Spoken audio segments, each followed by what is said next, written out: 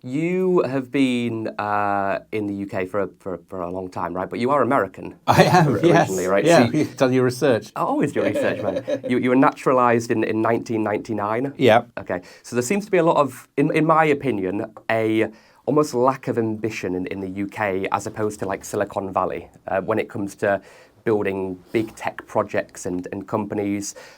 We've seen this from like the size of funding rounds to the way that CEOs are treated in the press. And just recently with the Las Vegas Sphere, for example, I know we were talking about doing one in London, and as far as I know, it's not going ahead or something like that.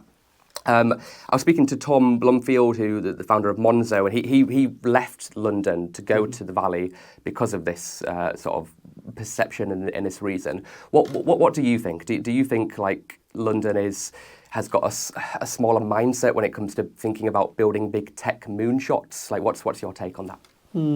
Yeah, it's an interesting question. I mean, I think it's different. And how do we fix it as well, if there is a problem? Yeah, but I just think it's different. Yeah.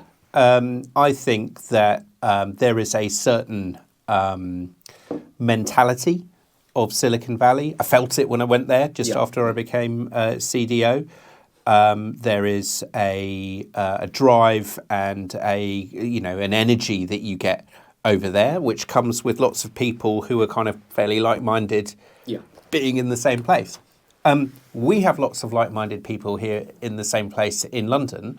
They might have slightly different pursuits than sort of tech builders, but we have huge specialisms in areas such as life sciences and in fintech and in the creative industries. So I don't think, I mean, I always, it's always the case that politicians, and particularly the current Prime Minister, is getting obsessed by unicorns and size.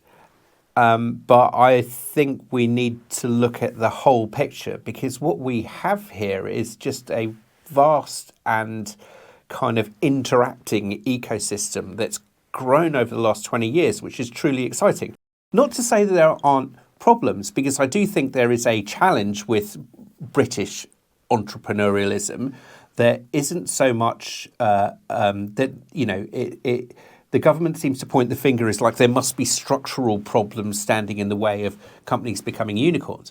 I mean, the fact is that quite a lot of entrepreneurs have chosen exit themselves to those US unicorns. So is the challenge within people who say, actually, I don't want to build a unicorn, I'd rather sell my company?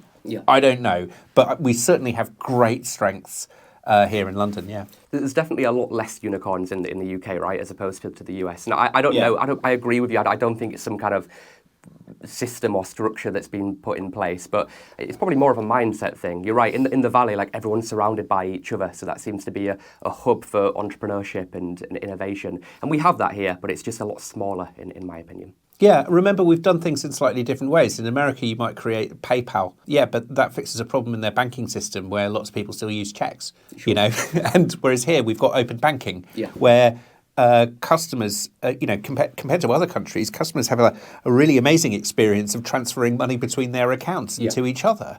And that's created a whole load of innovation. So again, it's kind of like different. And the kind of problems that are solved by some of the unicorns that have created in America, in a sense, have been solved through different means here. Yeah.